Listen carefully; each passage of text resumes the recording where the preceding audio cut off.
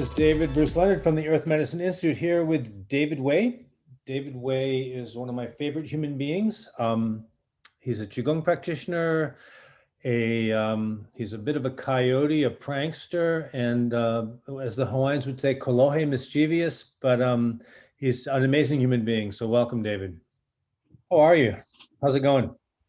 So good. You know, the other day you asked me, how's my heart? And that really, really touched me. Thank you. Oh, cool. You're welcome. How is your heart, speaking of which? Overjoyed. I have a son coming about 6 weeks out, and I can already see it punching and kicking through my wife's belly. David is going to be teaching a class for us on trauma-informed Qigong. I'm not quite sure what that is. Tell us about that, David. What is trauma-informed Qigong? Got it. Well, in our tradition, we just call it practice. But the idea is that trauma is a part of the human experience, and hardship and toil is something that we all have to endure and navigate. The bigger idea is that trauma is relative, and the concept is whether you drown in an inch of water or drown in an ocean of water, you still drown. And so instead of comparing or contrasting and judging who had it worse, consider that we all go through it in our own way. And so we have various movements, various sounds, various shapes that we can make with our bodies to help navigate these hard circumstances, specific to our circumstance. I know there's meridians and organ systems that are that you work with specifically. Is there specific organ systems you would work with trauma that are sort of indigenous to trauma? Absolutely. Relative to the type of trauma, right? If it's fear-based, we would work with the kidney and fear relationship is interesting because it's common to have your knees shake or tuck your tail or pee your pants in the face of fear. And so those are all kind of kidney related. By the same token, we also have sadness, sorrow, and grief. And this is related to the lungs. Consider if someone is in the pits of their sorrow, they're probably hunched over and making deep, long sighs. And that's related to the lungs. And so each organ has a specific emotional relationship.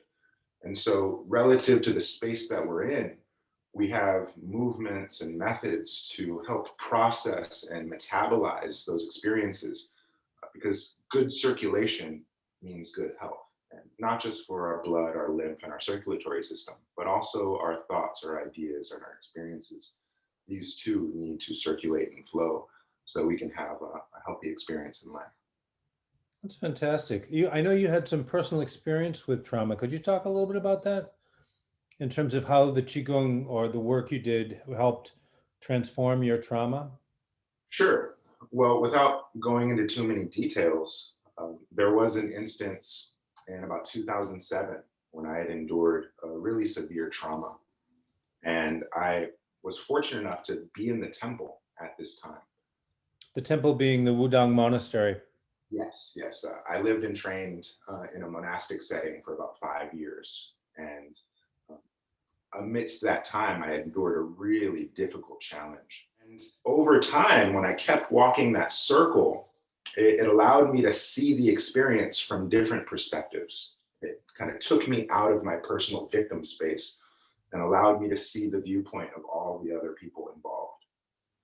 And with that perspective, I was slowly able to break through my struggles.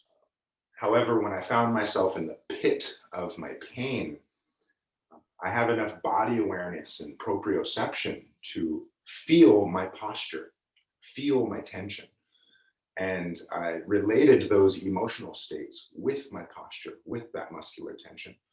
And so if I was hunched over, I would sit up straight. If I was taking shallow breaths, I would take deep breaths. I would mindfully change my physiology. And it would suck for a minute, but in time, the emotional state would shift too in relation to how I addressed my body. And so those are kind of the two ways that I managed my stress and trauma while I was stuck in China. So you have personal experience with this, and you found it to be reasonably effective with doing that work?